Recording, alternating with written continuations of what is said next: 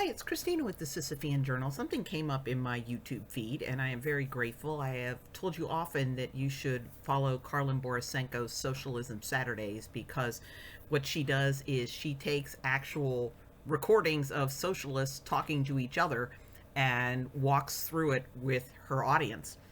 So mega kudos to her. She shared a video of socialists basically coaching women on how to endanger themselves with do-it-yourself chemical abortions. So what this was speakers at the Socialism 2024 conference in Chicago. So I'm going to link below to Karlyn's video, and I'm just going to cover some of the stuff that I noticed, because at the end I'll say what Karlyn noticed.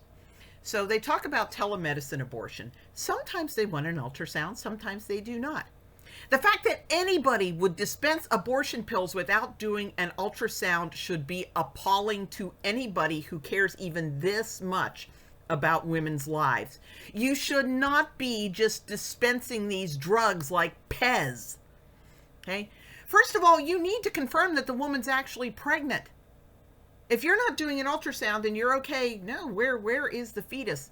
There can be problems that definitely require in-person care. Just because she took a home pregnancy test and it comes out positive does not mean that she has a normal intrauterine pregnancy. She should be seeing a doctor. And if you are just going to mail her some abortion pills, that is so irresponsible. Also, you have to make sure if she is pregnant that the embryo is in her uterus.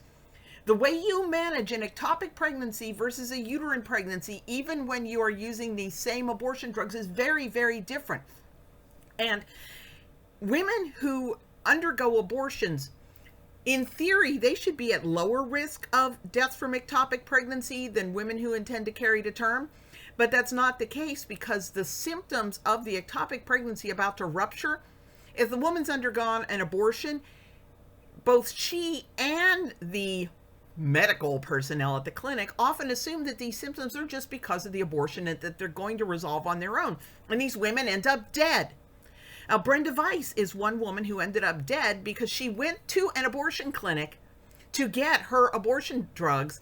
They sent her home, did not diagnose an ectopic pregnancy, told her not to bother going to the hospital, and she ended up dead. Okay. You also have to accurately determine the gestational age of the fetus. The later in the pregnancy you're dispensing these drugs, the greater the risk to the woman. But these people selling these pills don't care about, and certainly these socialists don't care about, what happens to these women and whether they actually survive these abortions. Then she tells a lie. She says if a pregnancy is confirmed by ultrasound, the state is watching you. Not true. Criminal abortionists have never gotten caught because some bureaucrat notices that a pregnancy was confirmed in January, but there was no baby by the time September rolled around. They get caught either because they are so brazen about what they're doing that it becomes common knowledge, or they injure or kill a patient. And I would certainly hope that even pro-choice people would want somebody who injures or kills their patient to get investigated and likely shut down. So, I mean, she's lying to try to scare women away from getting the ultrasounds they need to get these abortion pills safely. Then they say that the women who are reported for these do-it-yourself abortions are reported by nurses and doctors. Well, how did the nurses and doctors find out? Because the woman needed treatment for complications. Don't botch the abortion, you won't get caught. But they're wanting you to protect the person who's dispensing these pills. They say, the nurses and doctors cannot tell if you have taken these pills.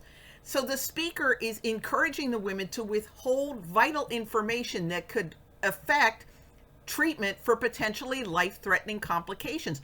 These chemical abortions are associated with catastrophic and rapid onset toxic shock syndrome. You're putting this woman's life at risk by telling her not to tell the people providing emergency care that she took these pills. Okay, the real reason to tell her to keep it a secret is not to protect her, it's to protect the person who's dispensing these dangerous drugs with no provisions in place for aftercare. Now, she does mention that You're supposed to put the misoprostol in your cheek and let it dissolve. And some women prefer, because that makes you so nauseous, that they'd rather do it vaginally. And she says, well, you might not place it properly, so it's up to you. Hello? The vaginal use of the misoprostol is what has been connected with these rapid onset fatal toxic shock syndrome. It's up to the individual. No warning at all that putting that in your vagina can kill you.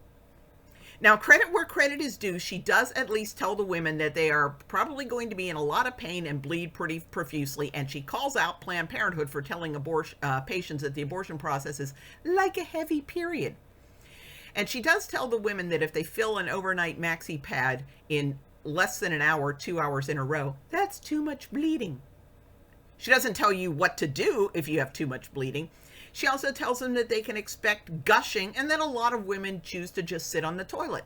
Well, then how can you tell how much you're bleeding if you're just sitting and gushing into the toilet? She describes how some women just lay out a shower curtain in the living room to collect whatever comes out so they can find the fetus. And she compares this to a home birth and says, we are safe to experience reproductive events in our own homes. No mention of the fact that you can die from this, that you could have fatal infection or hemorrhage. She treats it as just this perfectly safe private thing. She suggests taking sequential home pregnancy tests over several weeks to see if the line looks different as a means of determining if the abortion was successful. So again, no provisions for any kind of aftercare. She suggested the woman might choose to go to the trusted professional for an ultrasound after several weeks, but this is just, she presents it as a means just to reassure yourself that the baby's really dead and not to check if you've got problems that need to be treated. Then she talks about how much bleeding is too much bleeding. If someone feels lightheaded, dizzy, clammy, if they're looking gray in the face, it's too much bleeding. But she doesn't talk about what to do if there's too much bleeding. Again, no concern for aftercare for possibly fatal complications. Then she says, if you ask the person how they're feeling and they say, I feel fine, do you need to go to the emergency room if you feel fine? I don't know. Insisting that you're fine when you are in mortal danger is a sign of shock. Okay? After the Oklahoma City bombing, there was a man walking around whose arm had been blown off, and he was telling people he was just fine. He was trying to rescue other people because he was in shock. His brain wasn't getting enough blood to assess the fact that his arm had been blown off. It is a very common symptom of shock to insist that you're just fine. But they're telling you, oh, just any companion can judge whether or not you need to call 911 because you're decompensating. Now, she does mention infection as a risk. She mentions bad smelling discharge, fever, burning sensation, and then says to keep sex toys and fetuses out of your vagina for 10 days after an abortion. But then she says, it's up to you because this is your abortion. Doesn't mention what to do if there's an infection.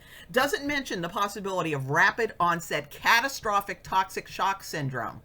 Okay, and we've had recent RU-486 deaths because of rapid onset toxic shock syndrome. She just totally blows that possibility off. And then she talks about prettying up the experience with fairy lights and candles and affirmation cards and other things to distract you from the fact that you're killing your baby and endangering your life. Honestly, make it an event. Don't be afraid to have an abortion party, followed by applause from the audience. All of the information about how to prepare for this could just be called self-care. Flowers, music, candles, friendly and comforting people. No mention at all of having anything in place for aftercare. None. No. Maybe you want to go stay with a friend in an abortion-friendly state and do your abortion at your friend's house so that you can go to a hospital for aftercare. And frankly, even if you go to a clinic for these pills, they usually don't have any arrangements for aftercare. So, nothing about how to keep yourself alive. When they're giving you these pills, they're just mailing them to you. They know it can cause fatal hemorrhage. They know it can cause fatal infection, but they're not making any provisions for aftercare, and they're admonishing you to keep the abortion a secret to protect the person who sent you those pills. Now, Karlyn's reaction seems to focus mostly on how grotesque the self-worship and self-affirmation is.